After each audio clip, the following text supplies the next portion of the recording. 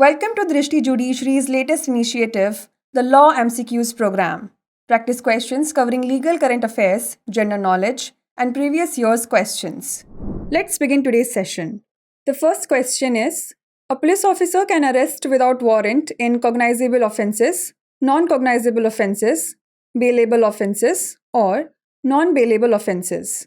कोई भी पुलिस अधिकारी कब बिना वारंट के गिरफ्तार कर सकता है? संज्ञेय अपराध होने पर, गैर संज्ञेय अपराध होने पर, जमानती अपराध होने पर या गैर जमानती अपराध होने पर। The correct answer is option A, cognisable offences. इसका सही उत्तर है ऑप्शन ए, संज्ञेय अपराध होने पर। A police officer can arrest without warrant only if he suspects someone of committing a cognizable offence under Section 41 of the Code of Criminal Procedure 1973. एक police अधिकारी बिना वारंट के तभी गिरफ्तार कर सकता है जब उसे दंड प्रक्रिया संहिता 1973 की धारा 41 के तहत किसी भी संज्ञेय अपराध करने का संदेह हो। Next question is, under which article of the Indian constitution the president can refer the matter to the supreme court? Article 132, article 133, article 143 और आर्टिकल 144। राष्ट्रपति भारत संविधान के किस अनुच्छेद के तहत मामले को सर्वोच्च न्यायालय में भेज सकता है? अनुच्छेद 132, अनुच्छेद 133, अनुच्छेद 143 या अनुच्छेद 144? The correct answer is option C, article 143। इसका सही उत्तर है ऑप्शन सी, अनुच्छेद 143। Article 143 of the Indian Constitution deals with the advisory jurisdiction of the Supreme Court. Under the advisory jurisdiction, the matters can specifically be referred to it by the President of India. भारतीय संविधान का अनुच्छेद 143 सर्वोच्च न्यायालय के परामर्शी क्षेत्राधिकार से संबंधित है।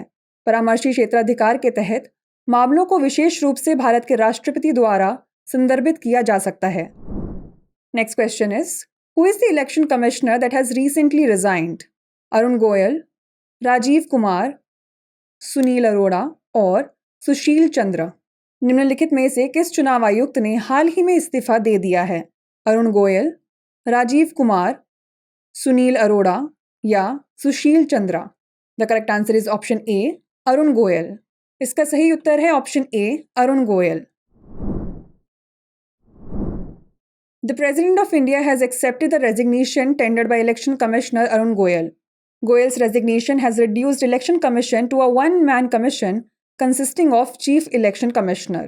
भारत के राष्ट्रपति ने चुनाव आयुक्त अरुण गोयल द्वारा दिया गया इस्तीफा स्वीकार कर लिया है। अरुण गोयल के इस्तीफे से चुनाव आयोग मुख्य चुनाव आयुक्त सहित एक सदस्यीय आयोग बनकर रह गया है। Next question is, which state is the first state in India to implement its on uniform civil code? Uttarakhand, Himachal Pradesh, Madhya Pradesh और उत्तर प्रदेश। समान नागरिक संहिता लागू करने वाला भारत का पहला राज्य कौन सा है? उत्तराखंड, हिमाचल प्रदेश, मध्य प्रदेश या Uttar Pradesh? The correct answer is option A, Uttarakhand. इसका सही उत्तर है option A, Uttarakhand. Uttarakhand becomes the first state in India to implement its own uniform civil code. The bill will now become an act after it has received President's assent. Uttarakhand समान नागरिक संहिता लागू करने वाला भारत का पहला राज्य बन गया है। राष्ट्रपति की स्वीकृति मिलने के बाद यह विधेयक अब से एक अधिनियम बन जाएगा।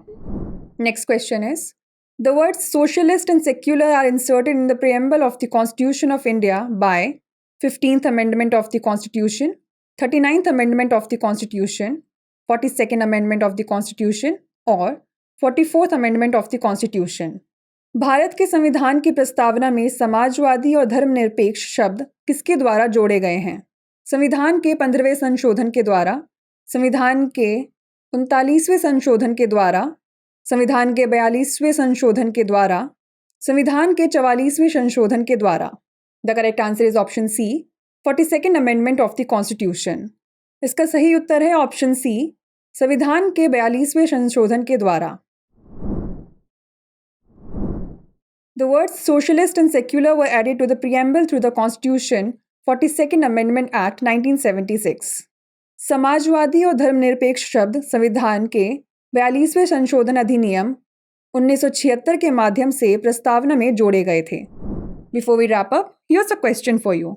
Under the Code of Civil Procedure 1908, an ex parte decree can be set aside under Order 9 Rule 5, under Order 9 Rule 10, under Order 9 Rule 11 और under Order 9 Rule 13.